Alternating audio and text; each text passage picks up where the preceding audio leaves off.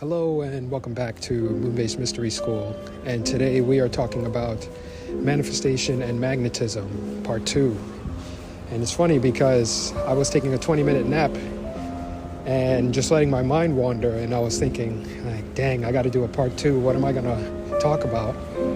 How am I going to do it? And then I actually get a notification on my phone from someone commenting on my Substack about part 1.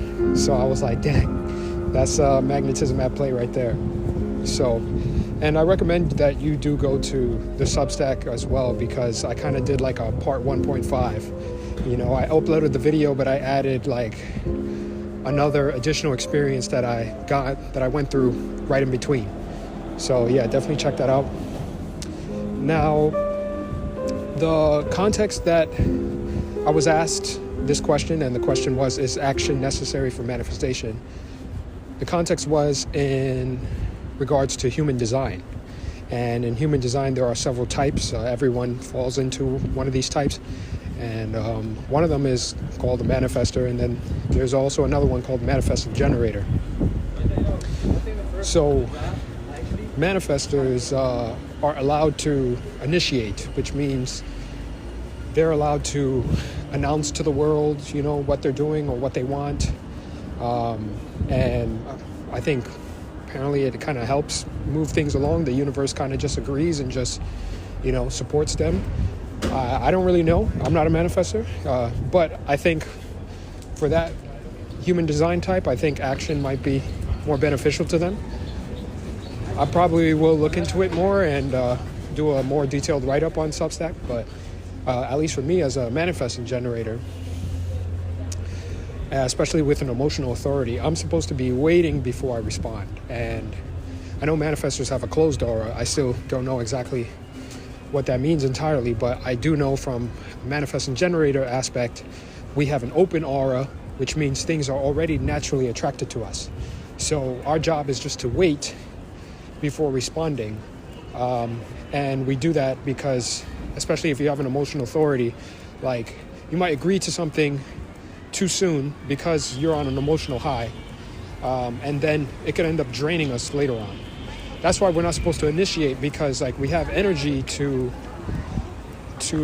take on so many different tasks, and we have energy to basically work on whatever the goals we have. But if we end up changing our mind, or, you know, because it was an emotional based decision, we end up feeling really drained. So it's better for us to wait it out and then respond to it later. But that's a little too deep into human design, honestly.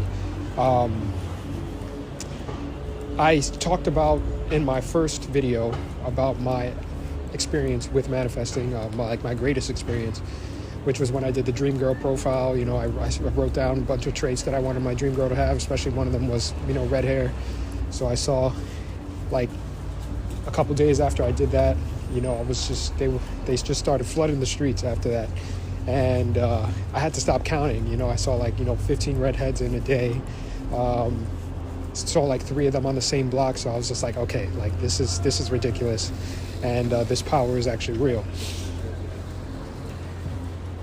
So, but that's an example of waiting before responding. You know, I was actually allowed to respond, basically saying yes or no to all the potential candidates that came my way, you know?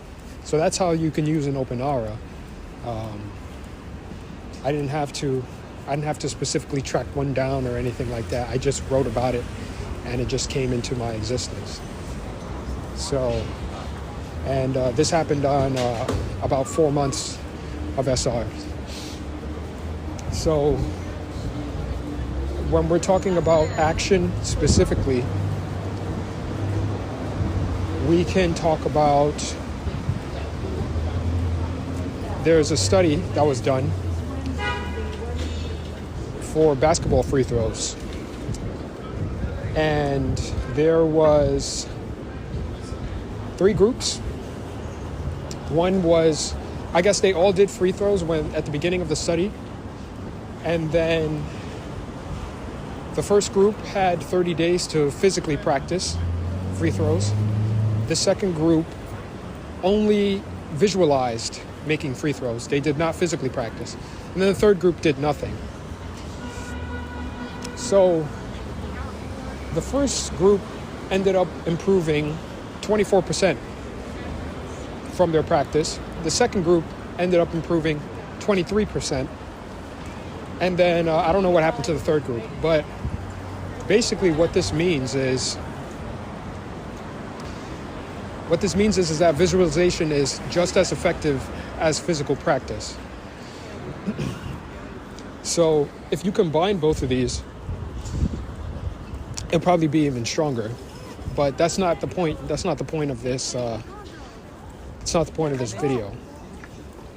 After noticing and realizing that visualization is just as powerful, this should give you a clue about how necessary action actually is. Because when we really think about it, every action that you take is actually first done internally. So you think about it, or some sort of electrical impulse happens first in your body to make the external action, right? So everything is internal regardless. So now that we know that visualization can have physical results, we also have to recognize as well that thought control is a form of action. So just thinking about it and doing manifestation techniques, you probably think you're not doing anything, but you're actually programming either your reticular activating system to seek out evidence that whatever your goal is possible, or you're straight up just programming yourself and your subconscious to manifest whatever you're desiring. So, yeah, without going any further, that's pretty much how I feel, and that's that. Taking that the results of the scientific study in account, like now you kind of know what you can do and how many possibilities there are if you just apply mental discipline. And obviously this relates very well to SR because we are losing Yahweh. It sounds like God. So we lose our mental power when we're consuming too much media, you know.